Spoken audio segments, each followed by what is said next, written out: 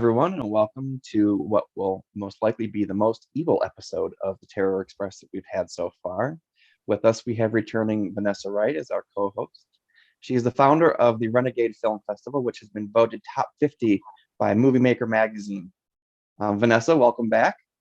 Thanks for having me.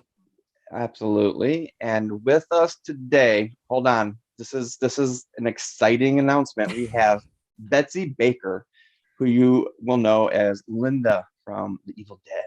Hello, Yes. Betsy. Hello, Jason. Hello, Vanessa. It's so great to have you here. I am so excited. It's great being here with both of you.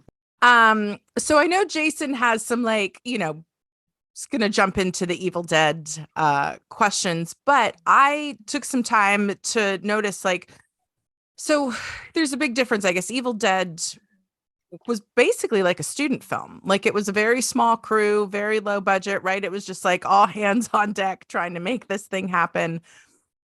And then you went on to have like this illustrious television career because you've done so much. Well, I'm very grateful that you used the term illustrious. I don't know if it's illustrious. I actually took a lot of time off and raised a family and had a whole nother business on my own in the film and entertainment business for many, many years. It was actually my desire to go back, but it was Rob Tappert who, Teresa, aka Sarah York, Teresa Tilley, aka Sarah York in the movie, and I had the privilege of seeing back in 2001 when they kind of, redigital redigitalized or remastered Evil right Dead. And we were invited to the Egyptian Theater with American Cinematique, and he sat next to me, and he literally, Rob Tappert said, "Why are you not in the business anymore?" And I said, "But I am in this other business." He goes, "Well, that's not acting. Why are you not acting?" I said, "Oh, Rob, I've got two kids. We have two kids. One's, they're both in high school,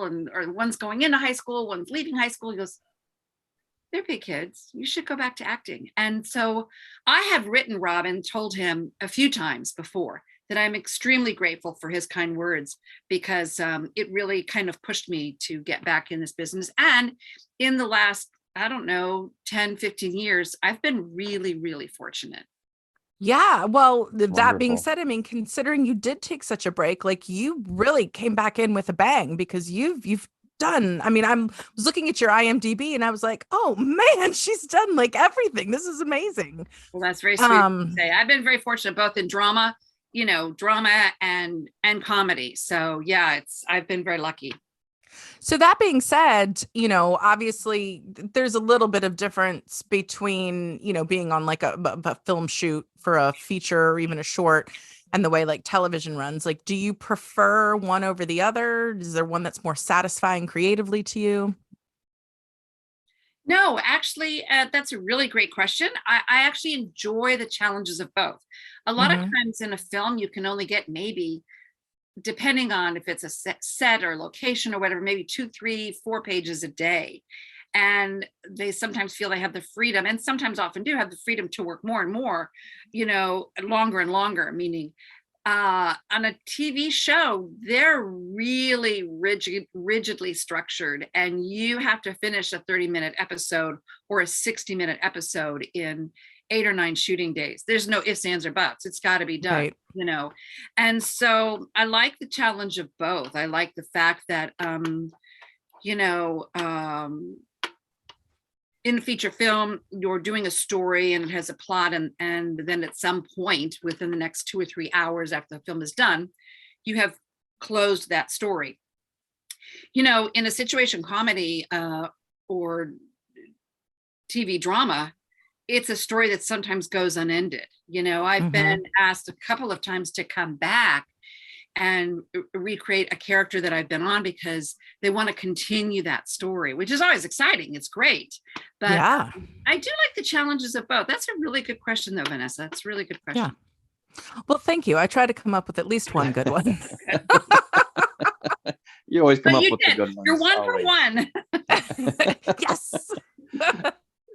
I love now, you it. said I love what was your business before? You said that you had a business when you weren't acting, or when you were between acting. What was it that you were doing then that you were Well, it's loving actually pretty as a career? interesting. And being on set as an actress, I've run into people that have hired me or I've worked for, In the mid to late 80s, my husband and I, and then I became president, or I ran it basically. We had a motorhome company that rented out motorhomes for commercial productions. And what we did is we'd buy a really nice motorhome, we'd buy them, and then we'd gut them completely. Because on a commercial set or a film set, you don't need beds, you Right. need office Right. space. And so with the exception of a few major conglomerates that had 40, 50, 60 motorhomes and what's called 4-bangers or 8-bangers, where these little tiny rooms, on a truck is, we custom made motorhomes with production offices and hair and makeup and coffee stands and waiting rooms. And it was called Land Yachts Motorhomes. Oh, nice. Nice. I did that for That's a great name. Thank you. I did that for about 25 years while our kids were growing up. Yeah. Yeah. That's amazing. Yeah. And then we left the business, and it was just about the time when I ran into Rob. And so it was kind of an interesting segue. However, I'd been out of the acting business for quite some time, and it was pretty incredible to me what print stores and computers, and I basically had to start all over again. Yeah. Because I was acting in the last century, basically. And we would have headshots.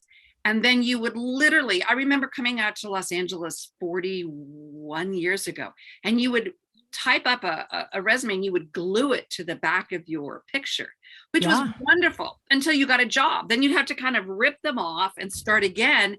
And you would also leave 10 or 20 of those with an agent in the hopes and prayers that they would messenger it over to, maybe casting. You had no control of it. And now as actors, we have so much control over a lot of things. So, but I had to learn all that. I know it doesn't sound like it's brain surgery, but it was to me. It's kind of just adjusting to a new way of doing things. And so much can change in a short amount of time too. Like, it's not just, as my kids like to say, like during my time in the late 1900s. Last century. Yeah. Right. And with the advancement of technology and the evolution and everything, before you're on the set, obviously, as you said, that process has changed. What's changed being on the set now compared to before everything became so high tech? Well, again, last century, we were doing a lot of things on film. And so you had, these huge cameras, and now you've got sometimes 3 and 4 and 5 cameras, and you've got the video operators over on the side, and you've got what's called a little video village, and they start editing right then and there. Wow. Yeah. Wow. And that was never the case, 25, 30 years ago. Do you have any projects planned or anything exciting that you can share now? Well, I don't really plan them. They just, I hope and pray that if I have an audition, I just did an NCIS, but that will be the new season. And so that's not coming up for a while. I just finished not an NCIS. I did an NCIS that was on this summer, but I just did a Criminal Minds and a Bosch Legacy. Those were on. I just shot a commercial about a week or 2 weeks ago. And I have a feature film coming out, directed and produced by Nicola Peltz, and that is called Lola James. And I'm interested to see how it's a really interesting, tender story, tough and tender story. Wonderful. And that should be really nice as well. Awesome. Now, speaking of like the types of stories and stuff, I mean, do you have a preference for the types of stories and characters that, you want to go after? Is there something that you're like, I really love a story like, that you'd want to be a part of, or kind of a... Yeah, I do prefer a story that has a happy ending, or at least somewhat of a normal ending, which doesn't happen very often, but I don't know. I love comedy. I got into improv very late in my life, and I'm old. So you can imagine I was usually on any team, I was the oldest person at improv. And I used to be really bothered by it. I don't have a lot of regrets, but I don't have any regrets, but I wish I went to a Big Ten university. I went to Michigan State University. last century, and we didn't have improv. There were no improv classes, and Oh, wow. I got into it very late. And my point was, see, it's already going. My point was that I love comedy. I love drama. I love a good mystery. I don't have a favorite. I really Yeah. don't have a favorite. And speaking about improv, like I think just in general, that's such like I personally have always wanted to do it just because I think it would be very freeing and kind of get me a little bit more comfortable, you know, in groups and stuff. It's Yeah. fun. And I think it would be like, I always tell people, I'm like, even though I haven't done it yet, I'm like, I feel like you should do that. Like, it seems like an amazing experience. It's enjoyable, but I also think it can help you in so many different ways, you know. I can't agree more.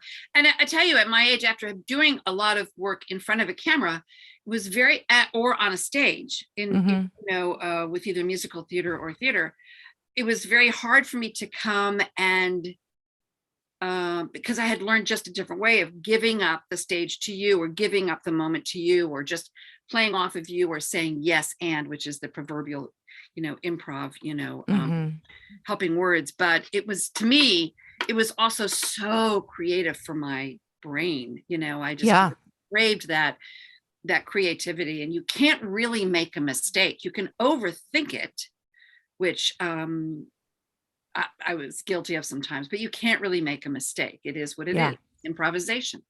So I'll tell you, there are two things that I really think is very important. And this is coming out of left field. One is improv, which I got into obviously very late. But when I first moved to Los Angeles, I also was very intrigued with script supervising, which is, as you both know, an incredibly meticulous occupation. And for those of you, so crucial. Know, it's so crucial. And you always find the script supervisor either in the Video Village or right next to the director with a notebook, with a paper, with a timer, with a stapler, with a ruler. And that person makes sure and records the camera, the sound, the takes, when you put the coffee cup down on the table, when you lift it up, when you turn your face that way, and so that it, you know, for the continuity and for matching. And I got my degree, it was a series of classes with script supervising. And it was just, I think it's one of the most important things a film or TV actor should realize, because I've been on a set where people they either pick up the cup of coffee whenever they feel like it, whenever it comes natural to them.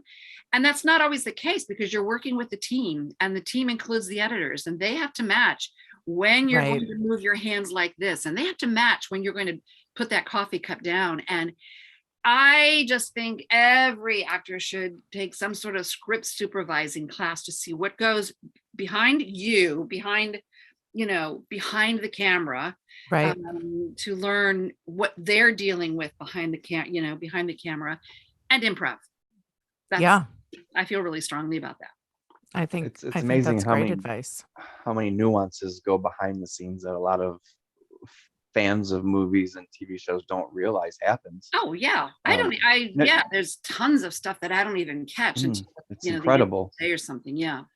Do you ever do improv, like on the set when you're on a TV show or something? Are you allowed to improv? Do they request it? Does it ever just happen? We did some in this last commercial, but not very much. No, usually it's scripted by writers and a production team, and you can't go off the script very much. And in all fairness to somebody else who's prepared all their lines in a TV show or a film, they're going to be thrown off guard if all of you say, well, the sky is purple, when they were waiting to hear the sky is blue. Getting the role of Linda in The Evil Dead, how did you get Sam Raimi's attention to become Linda? Well, I was actually living in Detroit. I did not grow up in the Detroit area. I live in Detroit, near it. So that's awesome. It's awesome. I grew up in St. Joseph, Benton Harbor, but after college and after about a 6-9 months gig singing with a musical group, I said, well, I'm going to go back up to Michigan, and I decided to go up to Detroit. And at the time, back in the last century, they were doing a lot of commercials there and a lot of industrial films. And I getting a theater education degree from Michigan State, I was never, ever in front of a camera, because back then you didn't have cameras on a stage. So Right. Right. So I learned so much just doing industrial films for Ford and Buick and Toyota, and I was doing auto shows, and I had an agent. And actually, Sam and Bruce and Rob, as young filmmakers, came to the agent and said, could we see your clients? We're looking for some actors and actresses. And then they said, well, we'd like you to call this actor and this actress and this actor, and we'd love to meet them. Maybe we could arrange to meet in a restaurant or something on Woodward Avenue. And Nice. my hunch is, I've never really asked Sam or Bruce or Rob, but my guess is they didn't want to pay what may have been a rental charge for like renting a room, at my agents to have an audition. So they were just meeting people in this restaurant. I love that. So my agent called and said, we have this interesting concept here. We have 3 young gentlemen that came into our office and they want to do a film. They didn't say it was a feature. They didn't say it was a romantic comedy. They wanted to do a movie. Yeah, not a film. They want to do a movie, and they'd love to meet you. Can you meet at, and it was Pasquale's restaurant on Woodward Avenue. It was a Thursday afternoon, like at 2:00. And it's just sort of weird. She said, yeah, it is a little weird, but I think they're fine. I think you're fine. Just go. And I went, I don't think so. And I was dating I was dating a guy at the time, and I said, you go with me.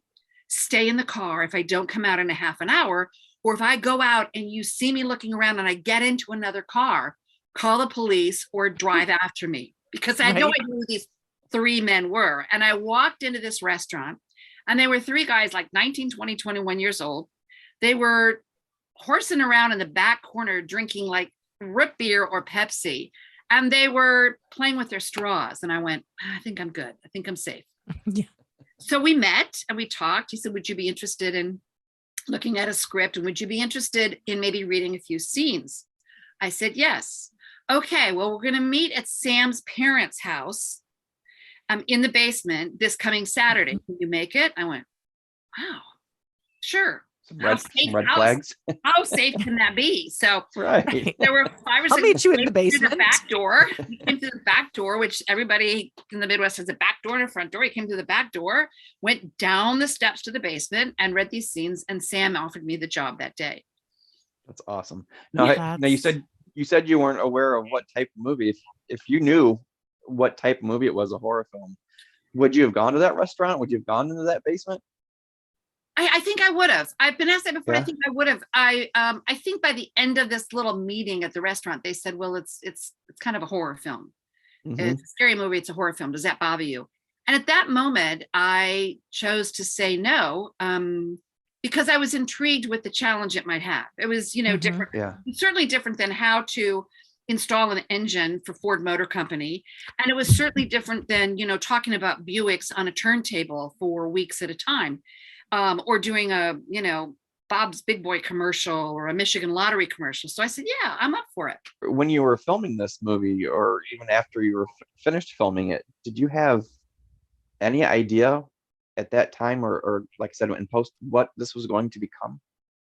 No, it's a real simple answer. No. What were you doing? Do you remember the moment, or when you're like, wow, this is something that every horror movie is going to aspire to. This is going to be what everyone copycats. This is going to set a whole new style and camera work and just the whole concept of this story.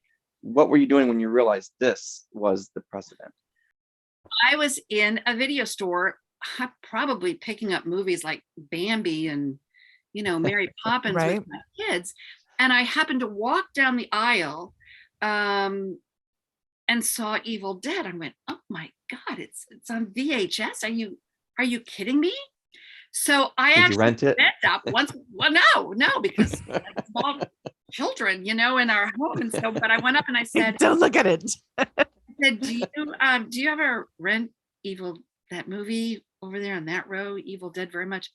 I'm like, why do you want it? Because we can't get it. You're on a list. We can't get it, for about another 4 months, because it was always being rented. Yeah. Nice. I looked at my Yeah. husband and I went, you've got to be kidding me. He said, Oh my God, no. The guy said, you can't get it. I mean, I can put your name down on a list. I said, it's okay.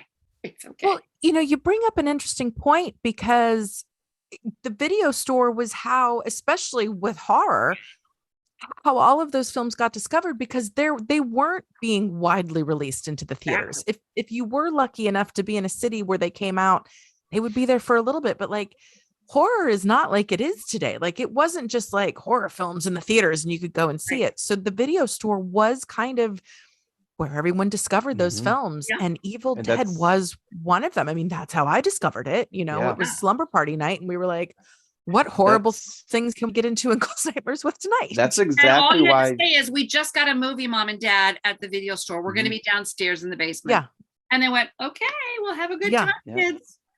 And that's Yeah. why 80s horror is so nostalgic for horror fans, because that was the video store holding those movies and reading those movies. And that's there's no other decade than the 80s. And I think Blockbuster Videos and mom and pop video stores is a huge part of that. Oh, absolutely. Yeah. When we go to conventions, that it's always asked in panels and Q&As, and that really it was a Hallmark. And I don't mean the Hallmark, Hallmark movies. It was a Hallmark moment in time in which that, Mhm. and it's like Vanessa said, it was a venue for people who liked horror films. But if they didn't live in a large city with a little tiny, art theater, movie theater, Yeah. around the corner and down the street, you would never see it. Right. Mm-mm. Right. Yeah, Yeah. you weren't Yep. getting those. Right. Yeah. Once they knew what train they were on, they went full steam ahead. And Yeah. not everybody took advantage of that, meaning filmmakers, but they did. And it Mhm. worked to a great advantage Oh, for all three of my them. God. Yes. I mean, look, Sam with Doctor Strange too. Like, I mean, what a career. The Spider-Man, Xena, they all worked on Yes. Xena for years. Rob and Sam worked on Xena Oh. for years. Yeah. Xena is one of my all-time favorite. All-time. It's at the top of my list for favorite shows. Below Um, Evil Dead, though, right, Jason? Of course. It's Evil Oh, Dead, did you then show Xena, did you then show your everything shirt? else. Yeah. Has she No. Yeah. Oh my God, is that one of our shirts? No, it's a different This is shirt. No, this is you. Oh my This God. is, Yeah, there's that's us. Oh, there he is. it's my first fright rag. Yeah. How did the Evil Dead most prominently affect your life today?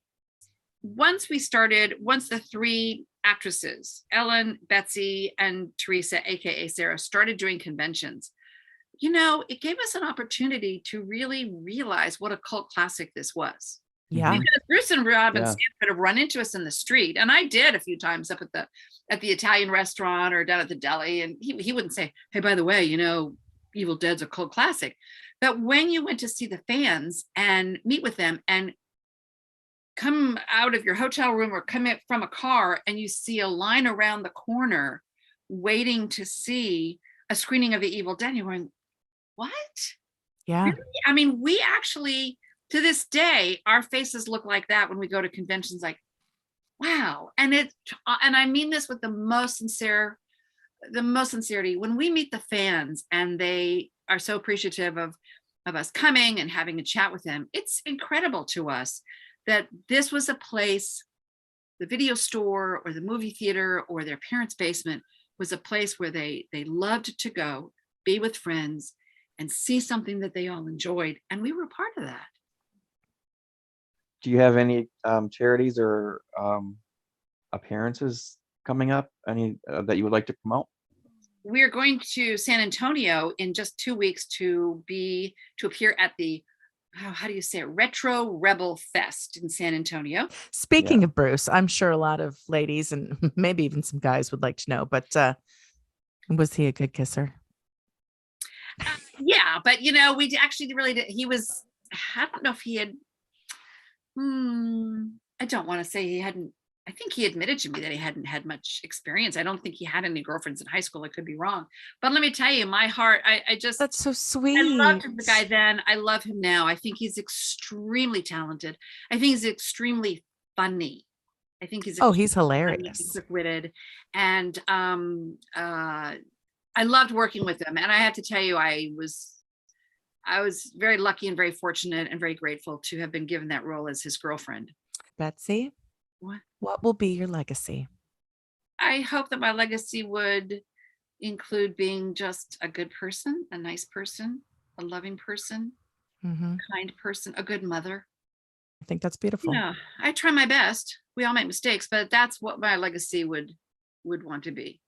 Well, Betsy, thank you so much for being on the Terror Express. And Vanessa, thank you so much for coming back to the Terror Express. And I hope you Always. both have a wonderful evening. And Betsy, I hope to talk to you again soon. And I hope so. you have Thank a great you. evening. Yes, thank Thanks. you.